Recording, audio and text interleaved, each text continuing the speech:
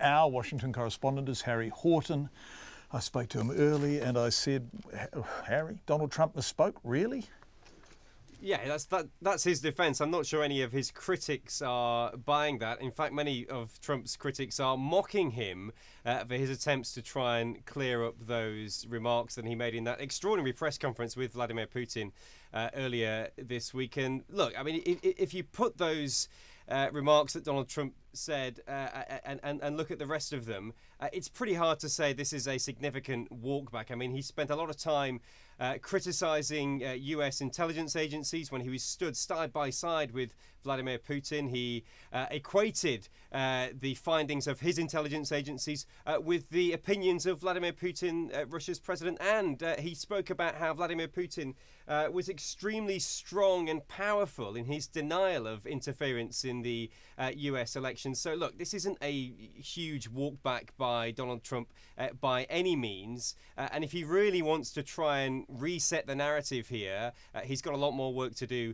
than just by clarifying one word that he said in that press conference. Even the clarification, as ham-fisted as it was, as non-persuasive, as absurd as it seems on the face of it, is an adjustment from Trump.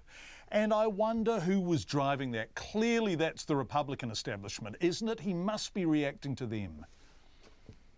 Well, I think he's clearly aware of the optics. I mean, he came back to Washington to a barrage of criticism, as you say, from many in the Republican Party, a barrage of criticism from many Democrats and some of Donald Trump's strongest critics, who really reached a new level of criticism. I mean, the word treason has been bandied about here in Washington over the past few days, not just from the usual TV pundits, but from one former director of the CIA, John Brennan, who has said that Donald Trump's actions in that press conference with Vladimir Putin were nothing short of treasonous.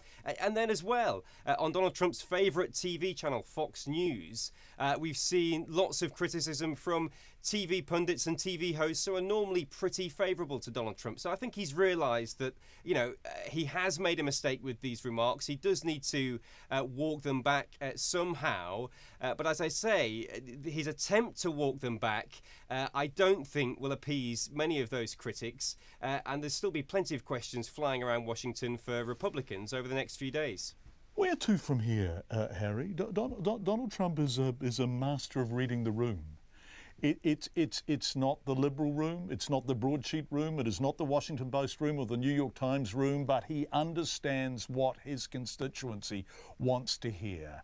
How does he change the narrative and go over the top of the establishment and back to them and persuade them he is still their man? Well, look, there's been little evidence over the past 48 hours for all the outrage that we've heard here in Washington and indeed the shock that we've heard around the world from US allies. There's little evidence that Donald Trump's base, his core supporters, are about to desert him in any way. I mean, I've spoken to a few of Donald Trump's supporters around the country in the last few days, and they don't seem at all concerned about this apparent cozying up between Donald Trump and Vladimir Putin. They say, look, if you look at the economy, if you look at the number of jobs that have been created, if you look at the unemployment level here in the United States, Donald Trump has done exactly what he said he was going to do. And for them, they remain unequivocally committed to his presidency. And look, there's been many times before where we've questioned how Donald Trump can survive a scandal. Take the Charlottesville attack, for example, where Donald Trump seemed to sympathise with neo-Nazis. Take, for example,